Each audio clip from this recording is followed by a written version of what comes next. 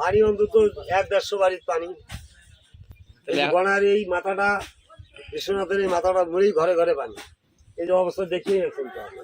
তিস্তা মহাপরিকল্পনাটা আমাদের অতি তাড়াতাড়ি দরকার। এখন কালকেই আমাদের করে দিলে আমাদের সুবিধা। আমরা প্রাণ চাই না, আমরা 10 কেজি চাউল চাই না, আমরা এতে কোনো শান্তি না। আমাদের শান্তি হলো আমাদের এই নদীটা কন্ট্রোল করে দেয়।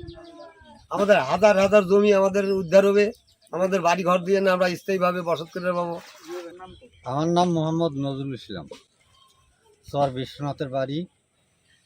মনে করেন জায়গা জমি ঘর বাড়ি সব খালি ঘরগুলো কোনো রকম এক জায়গায় চাপাইছি।